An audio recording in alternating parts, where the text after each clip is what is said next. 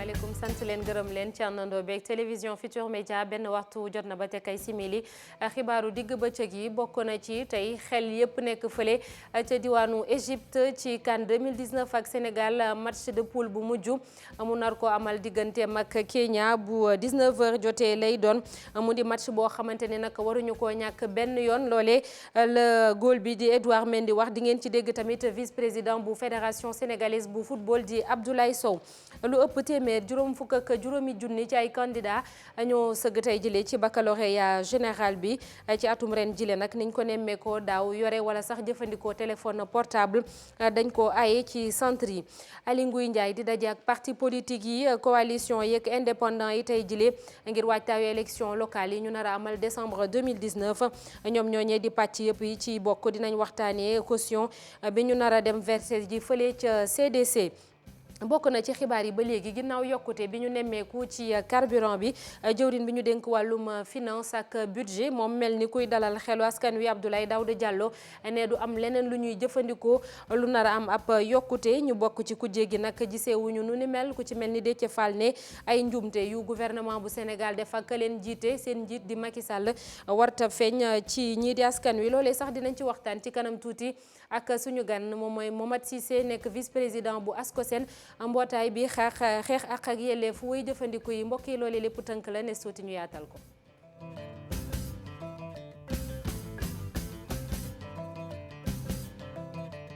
ginnaaw bañ leen nuyuwaatee ba noppi xew-xew bi tey jile mooy match Sénégal diggam ak Kenya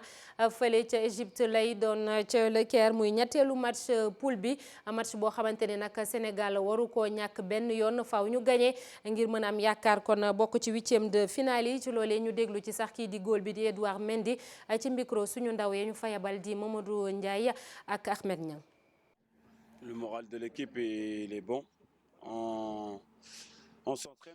sunu moral fi mu toll nii muy sama bos ak bu équipe bi yëpp daal fi mu toll jaar na yoon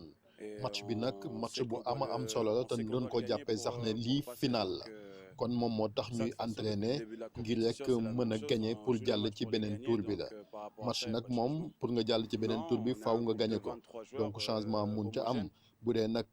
équipe bi 23 joueurs la fukk ak benn ñoom ñooy nekk ci biir terrain bi ñeneen ñi ci banc bi la. am na ñu gaañu wante ñi nga xamante ni ñoom ñoo remplacé ñi gaañu ñoom it su ñu ñëwee dinañ def seen liggéey na mu waree li ni xaar ci ñoom ñu mën koo joxe ku ne xam ne it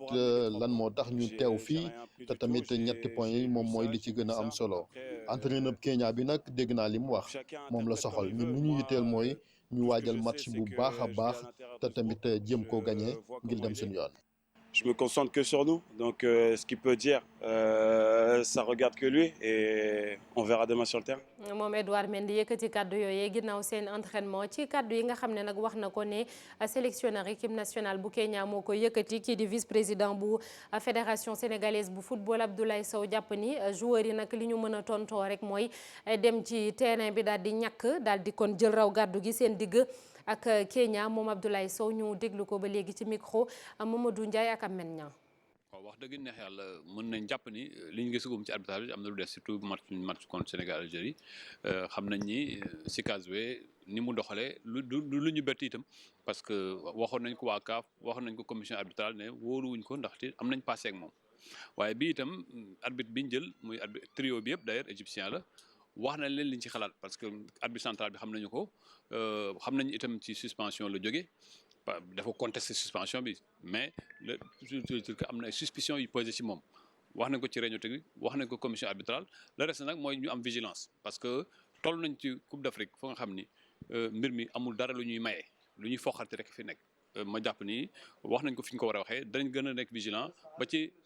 terrain bi maintenant joueurs yi aussi ñooy def différence bi quel que soit l'arbitre boo mënee équipe bi mën bu leer arbitre bi ak fu mu mën tafar mënul la dara le reste c'est ça la question mais ñun dirigeants yi sous la conduite du président Senghor def nañ ci li ci war CAF def nañ ko ci réunion technique artu nañ leen ku ci nekk xam na tey Sénégal pare na pour xeex lu nga xam ne mooy droit am. waaw man su la man Sénégal sax débat boobu du ma ko entendre parce que entraîneur la bu nga xam ni day ut CV waaw musul am gagné dara musul am dara muy ut tur Sénégal sénégalais bu ñu ko mayee loolu mu gën a siiw waaye li ci am solo mooy bu fekkee ne am na ñu xoos joueurs yi la xoos joueurs yi ñoo war a tontu ci biir terrain bi loolu man pour man sax Aliou Cissé war ci woon tontu kenn war cee tontu dañoo war a bàyyi noonu xale yi ñu dégg ko dem tontu ci biir terrain bi. dégg ngeen ko Abdoulaye Sow wax tamit ci arbitre bi ñu tànn ci match tey jile ci ngoon ñu ne ñoom dem nañ ca CAF daal di koy kalaame leneen ci xibaar yi ñu ngi leen ko doon wax sànq épreuve baccalauréat général yi tey jile la door lu ëpp téeméer juróom fukk ak juróomi junni ci ay candidat ñoom ñooy sëgg ci épreuve yooyu le office du bac nag ne moom jël na bépp matukaay ngir yëf yi jaar yoon rawatina li ñu jël nib dogal muy tere képp ku indi wala boog ngay jëfandikoo sa téléphone portable fële ca diwaanu Ndar Géej nag moom ëpp nañu fukk ak benn junni ndongo yu bokk ci épreuve yooyu le naam sax gis nañ ni ñenn ñoo xamante ni teguñu seen tànk ci centre yi daanaka loolee képp lañ fa gisagum ci ay jafe-jafe reportage Ousseynou Diop Habib Seck. général bi tàmbali nañ ko ci diwaanu Ndar Géej fukki junni ak benn yu teg ñeent fukk ak juróom-ñett ci ay candidat lañ fi nemmeeku jigéen ñi toll ci juróomi junni ak juróom-ñetti téeméer ak juróom benn fukk ak juróom-ñaar ëpp loolu ñi nga xamante ni ñooy góor ñi ñu xool ni kilifa yi nemmeeku nañ yenn ci centre yi nga xamante ni ñoo gën a fës ci diwaanu Ndar Géej fii nag lépp jaaragum na ci yoon. bi ñu ñëwee di xool yaakaar naa li ñu jëkk a gis mooy que centre bu ñu dem rek gis nañ ni que sécurité bi ñu ngi fa macha allah doy sëkk. muy police ak gendarmerie ñu positionné ay éléments yoo xamante ni du am benn jafe-jafe pour déroulement examen yi ci côté électricité ci côté ndox également fexe nañ ba en tout cas lépp yemb amul benn jafe-jafe boo xamante ni noté nañ ko. ci mesure yi nga xamante ni itam gouvernement bi jël na ko ngir jafe-jafe du am ci wàllu examen bi fraude yi itam ñu mën ko wàññi loolee ñu jàpp ne ci centre yi ñii di candidat yi respecté nañ ko. def nañu visite bi ci ñeenti centre yoo xam ne dañ ko jël comme centre échantillon waaye li ñu fa nemmeeku mooy amul benn jafe-jafe boo xam ne signalé nañu ko ni par les présidents de jury ni par les chefs de centre organisation bi en amont ça a été bien pris en charge. ñoom candidat yi sax jàpp nañu ni ci atum ren bile épreuve yi na mu tàmbaleegum dalagum na xel. maa ngi choisir espagnol. sujet yi moom xaw na abordable tout ñu ngi naan nag de yeneen yi ci topp suba ak après demi incha allah yeneen yi mel comme tey jii. vraiment abordable na daal loolu daal la ñu mën a wax pour l'instant.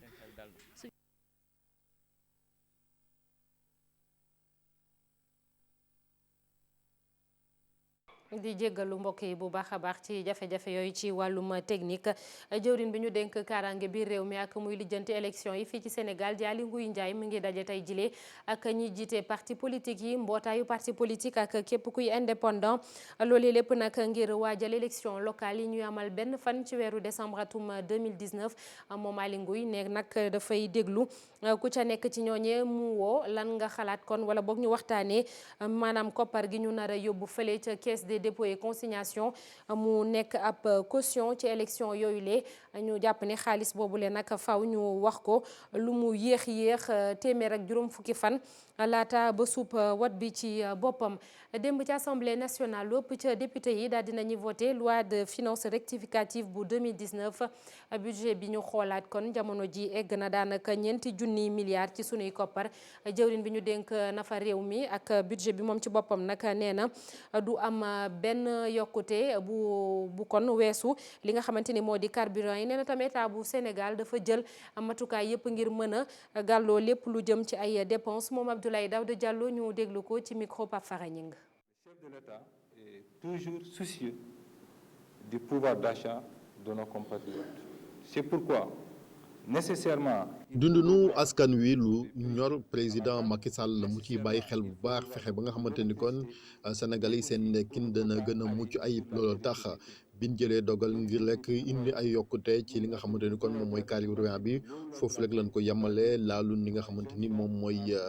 électricité bi di courant bi te yokk googu buñ ko jëfee woon ni mu waree sax kon mën naa dem ba 825 francs wante kon muy ci essence bi te loolu tollu ko ndax essence bi ñi ngi ko doon jaayee litre bi 695 kon 80 francs rek lañ ci yokk muy 775 francs CFA wuute kon li nga xamante ni moom la doon jar bu dee it gasoil bi léegi ñu ngi koy jaayee 655 francs te moom it mënoon naa dem ba 705 francs CFA kon muy loo xamante ni kon gouvernement bi bàyyi na xel bu baax a baax li nga xamante ni kon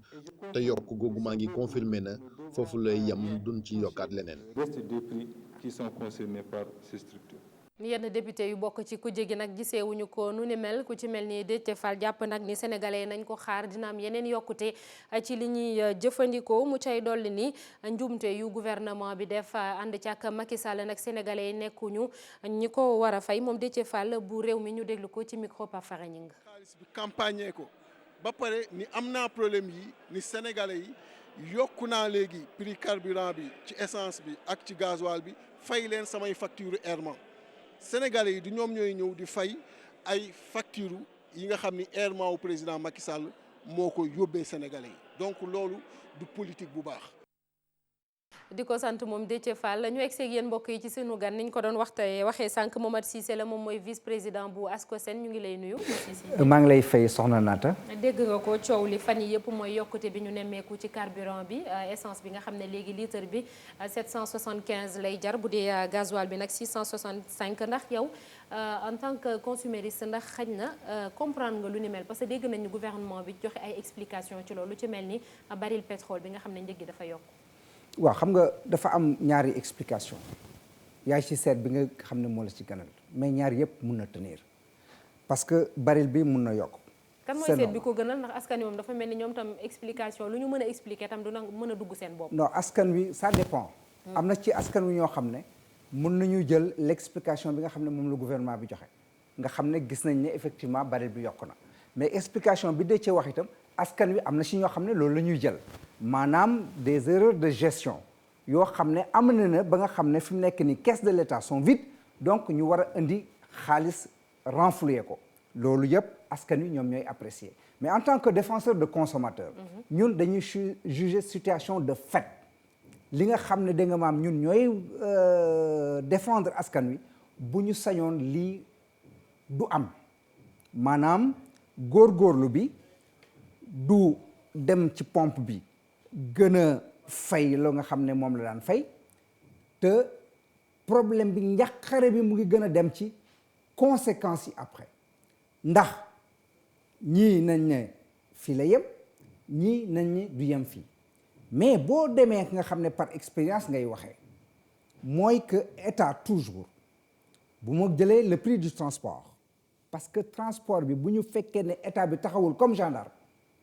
la daan am bu amee mooy yokkute de fait. mais dégg nañ yenn ci ay transporteur ñoom nee nañu loolu duñ ko def waaye dinañ wane quand même seen naqar ci yokkute bi ñu nemmeeku ci maanaam bi ma dégloo dégg nga maam góor a xuma muy wax te ma respecté li mu wax moom dafa jël personnalisé boppam ne nag léegi ñoom danañ waxtaan seen biir alsando yi boo xamee toujours syndicat transport ñaari syndicat la bii góor a xuma bu dee transport de marchandise am na ci doole trop mais bu dee alsandooy la transport de personne moom am na ci doole trop ndax ñaar ñooñu dinañ dajee wax la même chose ndax sur le fait devant le fait accompli duñu ko def ñun usagers yi parce que defoon nañu ko tangu Ablaye Wade transport décret moo ko war a signé bu ñu koy def association consommateur day toog transporteur yi toog état arbitré ñu xool la structure du prix du transport bu ñu seetee ne da nga mën nañu yokk ñu yokk d'un commun accord mu nekk un prix consensuel mais li xewoon bi tangu Ablaye Wade mooy syndicaliste yi état dafa traîner le pied pour que mu def augmentation officielle syndicaliste yi jël seen courage à deux mains augmenter seen bopp muy une augmentation illicite nekk nag problème conflictuel entre l'usager et les transporteurs jàppante di am xeex di am loolu boo déggee waxu Abdoulaye Daouda Diallo maa ngi koy gërëm parce que dalal na suñu xel ne augmentation du am donc man loolu lay jàpp ne du am. mais courant bi dégg nañ tey ministre bi ñu dénk énergie ak pétrole ne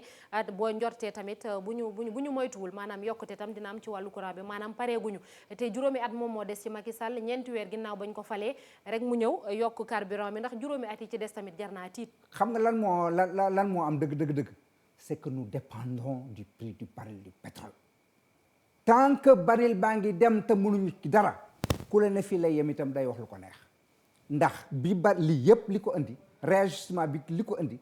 c'est parce que baril bi dafa commencé di yokk kon Sénégal yi dañoo war a toog rek di nangu di subir rek te duñu wax dara. problème bi mooy que war nañu organiser wu ba nga xam ne li fi xewoon muy état war a subventionné bu mu dénk banque mondiale ak FMI askan wi dañ leen war a protéger te ragal naa ne buñ toll ci protection bi nga xam ne moo war a am nag bu boobaa état bi askan wi bu jógee bu boobaa danañ ko mën a protéger mais tant que askan wi jóguñu lu ñu leen teg ñu nangu ko bu boobaa état danaan kon man position confortable parce que lenn dafa am mooy bi baril bi wàññeekoo dëgg état dafa toog ci matelas financier bu am solo ñu ne nañu wàññi ñu wàññi 100 francs doyuloon ñu ne nañu wàññiwaat ñu wàññiwaat 100 francs doyuloon mais 100 francs yooyu man maa téléphoné l'autorité bi nga xam ne en charge du transport pour ñu réviser à la baisse le prix du transport lu ñu ma tontu mënu la nekk dans la mesure où du am impact sur la structure du prix du transport ñu nangu leen ko donc fi mu toll nii théoriquement amul benn syndicaliste bu mën a def pression état moo tax ma ànd seeg Abdoulaye Daouda Diallo pour que da nga maam prix du transport yokk parce que lu wàcc 200 francs yokkuwul warul a tax da nga maam mu yokk de 60 francs wala de 80 francs ñuy am prétexte pour yokk mais nag Sénégal yokk de fait dafay am bu ko defee état bi croiser les bras xool ñu nag ñun usagers yi ak transporteur ñuy reyante. léegi laaj bi ma bamtuwaat ko mooy juróomi at yi lan la ñu war a xaar à quoi on peut s'attendre ndax comme ni ma ko waxee sànq rek ñeenti weer ginnaaw bu ñu ko falee Macky Sall essence bi yokku na te am na yeneen yu ñuy ruumandaat ndax lii xeeñ neex na ci juróomi at yi. lii xeeñ neexul mais dama la ni baril du pétrole bi yàlla bu mu yokk nañ ko ñaan. mais waaye baril du pétrole kese ndax bu ñuy wax Sénégal du ñu naan pétrole kese am na yeneen yu ñuy jëfandikoo lu ci mel ni ay lekk ak yooyu ndax Abdoulaye Daouda Diallo ci loolu la doon wax sax ba waa kujje gi ñoom ne loolu gëmuñu ko ànduñu ci maanaam il faut s'attendre à ce que bu ñu demee ba ci kanam ñu gis leneen loo xamante ni tam dafay yokku. fi mu toll nii problème bi mooy dama la ne conséquences yi la ñuy ragal bu état taxawul gendarme ne. première conséquence mooy prix transport li nga doon wax sànq. mooy prix transport. waaw prix transport nag ci loolu lépp presque yi. parce que marchandise yi ci lañ koy dugal. parce que marchandise yi ci lañ koy dugal lépp loo xam ne dafa jóge ko de point A ñëw ci point B muy ci consommateur bi parce que consommateur bi moo nekk en bout de chaîne marchandise beeg lépp service yeeg yépp dafay transiter ñëw ci consommateur bi loolu nag muy ñëw ci consommateur bi bu fekkee ne dañu ko surveiller wul ba mu yokk. te warul a yokk fi mu toll nii techniquement warul yokk donc nañu ko surveiller buñ ko surveiller ba mu yokk de fait nag bu boobaa inflation généralisée mooy taxaw maanaam prix yëpp ay yokk te nit ñi dañu dul dawal yërmande dañu dul dawal compréhension te lu ñëw rek dañ koy def contagion maanaam lay yokk na kat même lanu cay yokk du méngoog pourcentage bi nga xam ne moo am tey ji 60 francs boo ko calculer théoriquement mais li muy ñëw di impacter ci transport amul dara mais tey ji Dakar Thiès buñ bu gouvernement bi toogee di président da nga gis sax da nga ko yeewu ne 500 francs est-ce que loolu jaadu na état dafa war a taxaw te bañ a bàyyi da nga maam ñun ñu ak transporteurs yi ñuy reyante. waaw ginnaaw carburant bi Momath Cissé Ascosen am na leneen tam lu ñuy waxtaanee mburu bi waxtaanee nañ ko ñaari weer ci ginnaaw ñu ngi koy waxtaanee waat dégg nañ boulanger yi ñoom tamit ne boo mooyul ñoom it dinañ def yokkute loolu ndax yéen a ngi ciy liggéey jamono ji yéen a ngi ciy waxtaan. mburu mi ñu ngi ciy waxtaan dëgg la pendant 2 mois mais waxtaan ci mburu mi pendant 2 mois. taxul résultat bi nga xam ne moo génn résultat boobu ñu validé ko. ndax meññee yi dañu ne woon ci diiru pa ñaari weer képp la ñuy mën a maintenir prix boobu noonu waaye buñ ko rombee dañuy delluwaat ci prix initial bi. gis nga meññee yooyu sax dañu war a def seen étude waxuma structure de prix de la farine mais étude lañu war a def ci biir meññee yi parce que man mënuma comprendre bi ñu demee xool leen sur la base de 18 000 francs le sac on est arrivé à 17 300 ou 17 800. donc il y a une différence buñ ne ñu dégg nga maam toog nañ 2 mois perte xaalis boobu man je commence à douter ci xaalis boobu ñu perte problème bi mooy liggéey nañu pendant 2 mois mais li ñu def ñun en tant que défenseur des consommateurs ñun dafa dalul suñu xel parce que dañ leen ne mënuñu jógee ko ci 10 sacs avec une boulangerie moderne ñëw tey ci une boulangerie qui fait que 7 sacs te lan moo indi loolu mooy que meññee yi ñoo doon guerre seen biir wàcc sac bi ba 13 500 au lieu de 18 000 ñun benn consommateur bénéficié wu ci ndax ñoom def nañ ci ay investissement non ñu fopp manne financière boobu ñooyu boulangerie yi am ñu jox ko distributeurs yi la ñu njëkkoon a wax dañ ne na leen ministre bi di arrêté pour fixer la marge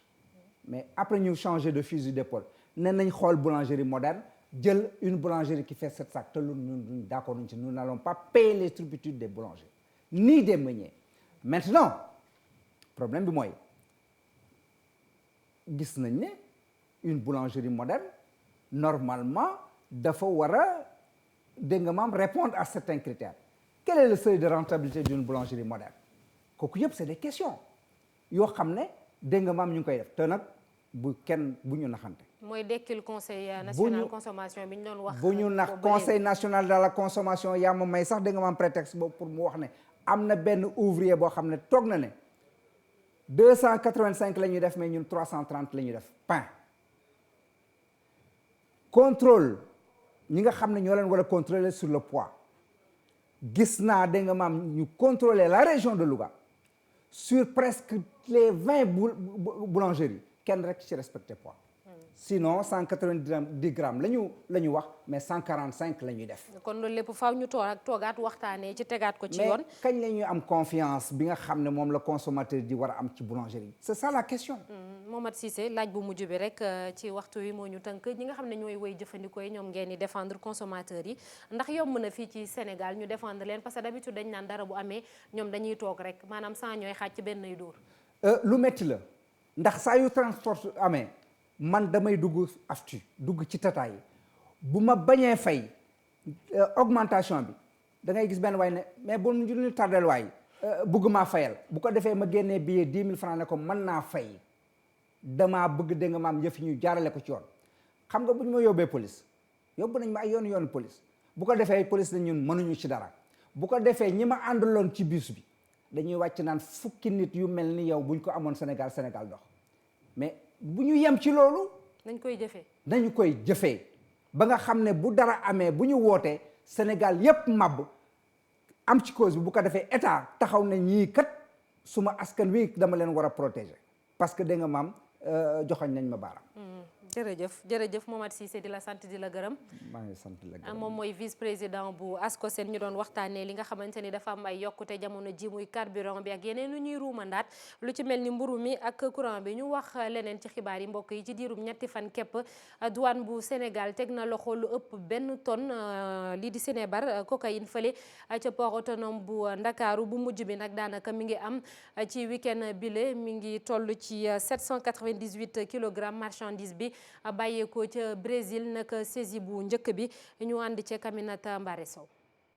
ci espace une semaine port autonome du Dakar ñu jaarale fa xeet bu am importance cocaïne loole nag bu ci mujj mu ngi am ci guddi 30 juin 2019 waa douane dañoo teg loxo benn camion ñu yeboon ci ay oto yu bëri marque Renault oto yooyu nag fukk ak juróom ci ñoom dañoo dissimulé woon ci biir cocaïne pure loole nag ñu ngi ko teg loxo ginnaaw bu ñu fuyee bagage yi nekkoon ci oto yooyu le nga xam ne ay oto yu bees yu ñu waroon livrer yenn yi ca port bu Hambourg fële ci Allemagne yeneen yi ca Ghana bu ñu sukkandikoo ba léegi ci information bi le ñoom ñi amal loolu le dañoo jël drogue bi daal di koy dugal ci sac de voyage bu ñu fàttali ko tamit nee nañu teg nañu loxo benn couple tubaab ak tamit ay complices sénégalais waaye ci fàttali ay fan a ngi nii rek le 26 juin bi ñu génn beneen saisie amoon na ca port autonome bu Ndakaaru douane bi tegoon na loxo lu toll ci 238 kilogrammes de cocaïne boobule tamit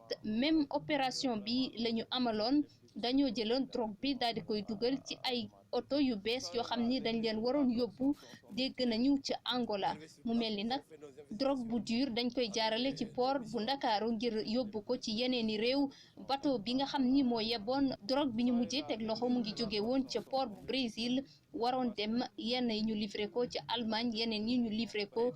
ca Ghana. Aminata Mbaare Sow ministre des finances Abdoulaye Daouda Diallo moom mi kilifa waa douane nag tey jile xëy na ca port autonome bu Ndakaaru ngir sargal jaajëfal tamit agent om yooyu nga xam ne ñoo amal saisie bu mag boobule ni ñu leen ko doon waxee sànq Aly Ngouille Ndiaye da doon dalal tey parti politique yi ngir waxtaanee ci caution bi ñu nar a joxe élection locale benn fan ci weeru décembre waaye nag daf leen yabalaat ba ñetti fan ci weeru juillet maanaam gannaaw suba ngir ñu waxtaanaat ci ñenn ci nga xam ne ñoo jiite yi di ay parti nag ñu ne yëf yi dafa ñàkk organisation ñeneen ñu ci mel ni parti démocratique sénégalais ne ñoom d'accord nañu waaye dafay fekk ni dañuy maintenir kon date bi nga xam ne jàpp nañ ko muy benn fan ci weeru décembre ngir amal élection locale yooyu le Maymuna Njaay mu nga fa woon ak Jafara Ba. ci diiru ñaari waxtu ñu amal ab waxtaan jëwriñ bi ñu dénk biir réew mi ak parti politique yi ku ci nekk war a wax sa xalaat ci caution bi nga xam ni war nañ ko indi ci élection locale yi wante ca cappaandaw ga jëwriñ bi mi ngi leen di jox dig daje ñetti fan ci weeru juillet. On doit fixer la caution. déglu nañu ku ci nekk sa proposition ku ci nekk sa gis-gis ak ku ci nekk loo àttana joxe ci caution léegi ñu ngi jox dig daje ñetti fan ci weeru juillet bii di ñëw bu ko defee nag question bi dafay continuer ñu lawal ko gën ko yaatal ci dialogue national bi. Enfin, ils ont autant de mois qu'ils veulent tant qu'il y a un consensus d'ici l'élection. Amsatou Sow Sidibé moom nee na li mu gis sax far daf koo yéem. élection bu ñëw Sénégal def loo xam ne amul ci benn réew France élection présidentielle 1 million la de caution fii ñu jëkk ne 65 millions tey ñu ne xawma 30 wala 35 millions alors sànq maa ngi déglu ñu naan ku nekk di joxe sa opinion waaye retenir nañu ne caution bi dañ ko fixé nee naa leen nag def leen ndànk par exemple commune bu nekk bu fekkee ni day joxe même bu dee 100 000 mu ngi génne parti bu nekk wala coalition di nga génne 557 millions am nañu proposé 300 000 loolu ñaata la am na sax ku proposé 1 million mais lii kenn du ko décider ci kaw parax moo tax ma ni xaalis bii ñu yàkkamti mu dugg si mais fu mu jëm après. waa PDS ñoom nee nañu d'accord nañu som bu ñu wax rek nee nañu waaw wante foog ñu bàyyi xel ci ñaar yi. parce que xam ngeen ni ministre bi dafa war a def un arrêté buy fixer montant de la caution au plus tard 150 jours avant l'élection donc fii ak mercredi à minuit war na génne l'arrêté moo tax ñu ñëw fi tey ba ñu fiy ñëw nag wax nañu lu leer ministre ñun PDS parti démocratique sénégalais lu ñu jëkk soxal moo di ñu respecter calendrier républicain bi maanaam élection locale yii ñu organiser ko comme ni ñu ko war a organiser le 1er décembre 2019 ñaareel bi moo di lu jëm ci wàllu parrainage ñu ni nañu maintenir parrainage bi pour élection locale yi bépp liste nan doon liste boo xam ne bi dañ koy parrainer su fekkee ni ñaari point yooyu ministre bi respecté na ko alors ñun PDS dañu naan waaw d'accord nañu pour caution am pour toutes les listes. laata boobu nag parti politique yi ak coalition yi am nañu ngir dem xoolaat seeni position ndax dëppoo na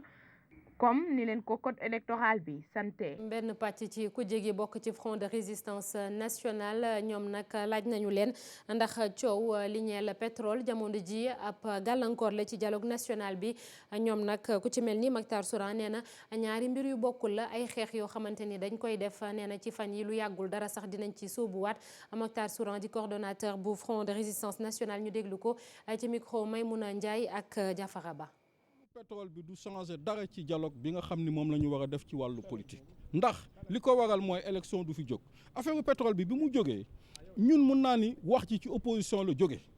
ñun ñoo njëkk waxu pétrole marche nañ ci indi nañ ci ay def nañ ci ay manifester bu ngeen ko seetloo même ci BBC imagine ci génn ñun ñii ñoo doon marche ñun ñii ñoo doon wane suñu naqar ci pétrole bi nañ ko yore kon loolu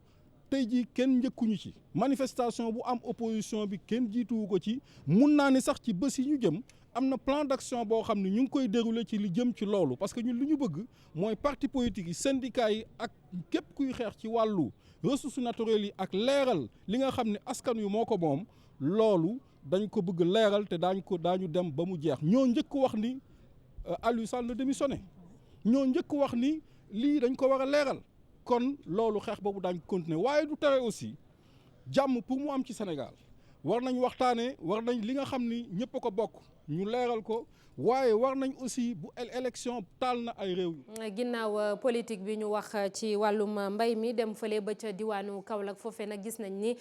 taw yu bëree bëri daanu na ci ay diwaan yu bëri lu ci mel ni Kaolack Nioro Nganda wala Jokkul Mbelu ko foofee nag baykat yi am nañu yaakaar bu baax a baax xam na sax ñu xëy dem tàmbalee ji lu ci mel ni gerte ñu dem foofee ca diwaanu Kaolack fekk ji fa Ibrahima Diame ak Faly Gaye. 5 heures du matin la asamaan si daal di wàccee tawam bu njëkk fii ci commune bu Kaolack bu ñu sukkandikoo ci chef de service régional bu météo taw boobu la kon mu ngi toll ci 6,1 millimètres ndax loolu la ñu enregistré ci seen station bi tax na nag ki fi toogal waa météo xamal ñu ne taw boobu taxul ñu wax ne kon nawet bi tàmbali na faw ñu xaar kon fukki fan yii di ñëw ndax dina am yeneen taw yu gën a sakkan su boobaa xamal nañu ne ci la ñuy mën a wax ni nawet bi tàmbali na déggantaan waaye booba jamono nag fi nga xamante ne moom moo di Nganda enregistré nañ fa 41 millimètres naka noonu ci Jokkul Mbelbuk ay gox la yu bokk ci diwaanu Kaffrine tax na rek tey ci suba béykat yu bëri takk nañ seen fas yëpp seen machine ak seen jumtukaay dem jiwi ji seen gerte ci seen tool ya département bu Nioro tamit xamal nañu ne taw yi yegg nañ fa 24 millimètres la waa météo enregistré ci gox boobule béykat yi tamit xëy nañ ci tool ya gaa nag taw yi andiwuñu benn dégât matériel bi ñu nemmeeku waaye nag andi na coupure d'électricité ci ay gox yu bëri.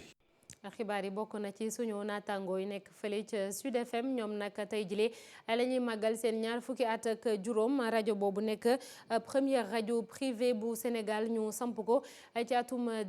1994 ñu egsi ci ponk bu mujj li ci yéenekaay yi ak Mamadou Mohamed Ndiaye. jërë ngeen jëf tey la góom di way dëtt ba am way deret sa gaynde Sénégal yi ci coupe d'Afrique ba record yéene kay nee nañu tey ji wasin rek baa dem tool ngoonuk tey ji bu 19h jotee ci la ñu war a football seen diggante Kenya journal bi nañu seen maksub tey bi seen ëllëg ci coupe d'Afrique ba ca la aju Algérie moo jël première place bi ci poule bi mu des deuxième place bi ku ko jël dem ci huitième de finale te bu boobaa Ouganda ngay dajal ndajam tey mi ci diggante Sénégal ak Kenya journal record mi nga ñuy xamal ne benn doomu Égypte moo ko nar a arbitré mu di mbir moom dese naa dal xelum kilifa yu fédération Sénégal bu football magi record di l'observateur xëy mel ne kuy tiinu Aliou Cissé ne mi ngi koy ñaan mu dolli ñu doole dolli ñu gaz ngir ñu mën a am yaakaar ci li des ci coupe d'Afrique bi Sud Quotidien nañu Sénégal Kenya tey jii 7h ci ngoon ci lay doon ci stade de 30 juin ba ci Égypte gaynde Sénégal yi yéenekaay bi nañu seen ëllëg la ñuy football Sud tegal ñu ci ne Alfred Ndiaye ak Youssouf Sabali léegi leer na ne ñoom ñaar duñu bokk ca max ba ne dañoo forfait La Tribune nañu loo ci mën a dégg daal moo di bu dee gaynde gi ñuy woote dëgg la ci ñoom bu dee ay gaynde lañu nañu xam ne waxtu xiiru jot na source waa ne ko bu ñu xiiruwul xam ñaar rek a mën a am benn moo di gañe Kenya ngir mën a des ca coupe d'Afrique ba wala seetaan waneeg yaafus ba Kenya dóor leen ñu dellu siwaat fii ci réew mi dellu ca ceebu jën ya Sénégal Kenya la Sénégal dañu fàttali ci xëtamu njëkk ne mooy max bi mujj ci poule bi tey jii ci ngoon lay doon bu 19h jotee waaye gaynde yi lu nekk manees na leen ko nangul ba mu des défaite anki dina kay nañu bu ñu bëggee sigi génn ci guuta gi ñu nekk il faut que maxu tey bi dañu koy gagné entraîneur bu équipe nationale bu football di Aliou Cissé mi ngi dalal xel yi ci xët mu njëkk anki dina kay ne mi ngi fay wax naan tey la ñu gën a booloo tey la ñu gën a taxaw les économies moo taxit moom Aliou Cissé taxaw na temm ci support ñi ab équipe am remaniement biir ak biti la Aliou Cissé nar ci 11 de départ am bi moo waral Lamine Gassama ak Saliou Ciss ak Pape Abdou Cissé bu ñu moytuwul partant la ñuy dem ci max bi Mbaye Niang yéenekaay bi dañu na gëm yàlla te dem fompi banc de touche ba te xam na fa la jëm lu jëm ci équipe nationale bu football bu Sénégal ca coupe d'Afrique ba Soleil national mi ngi ñuy wax ne ba ñu cay dem ay favori la ñu woon tey ñu nekk ci sursis Le Quotidien nañu xeex bi sax dafa tàmbali ci diggante ñaari entraîneur yi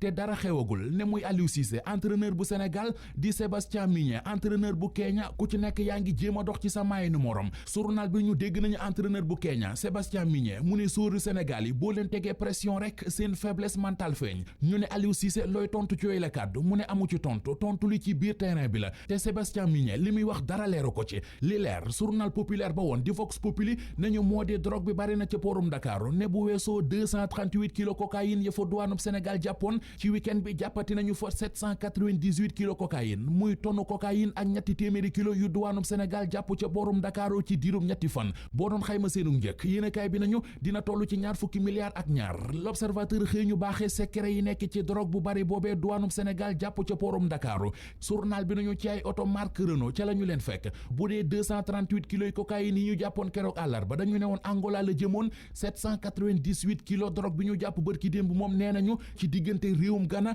ak réewum Allemagne fa la jëmoon l'observateur tax nañu ci jamono ji ñuy wax ak yéen am na fukki doomi Sénégal ak juróom yu ñu ci tegagum loxo ngir wàllu enquête bi wooteeb téléphone bi may douanub Sénégal ñu mën a dox ba teg loxo ci dorog boobe yéenekaay bi mi ngi ñuy wax ana fan la jógee bu ñu lijjantee coow loolee ba noppi am na leneen coow lu taxaw la Sénégal nañu moo di transporteurs yi Sénégal yi daw diggante Ndakaaru ak Gambie nee nañu am nañu lu leen metti lool ñoo ngi dund jafe-jafe yu dul jeex te Gambiens yi ñoo leen ko teg kuréel gi leen jaboote di association nationale des commerçants et transporteurs du Sénégal Daouda Tine jiite ko ñoo doon conférence de presse keroog fa la ñu waxee mbooleem coonaaki jafe-jafe ko naqar wu ñuy dund ñoog seeni camion ca réewum Gambie laas nañu ñoom transporteurs yi ñoo ngi sàkku ci ñaari njiit réew yi mu di président Adama Barrow ak président Macky Sall ñu àddu ci balaa mbir mi di ëppi loxo direct info xëy na mbir mu nar a ëppi loxo ubbil yéenekaay bi journal bi nee nañu nawet baa ngi nuyoo bët sebbi na waaye baykat yi réew mi ak opérateur privé yi ku ci toog ci nen jamono ji du tocc ndaxuk jaaxle benn moo di jiwu week engrais bi seer na ba kenn mënu koo laal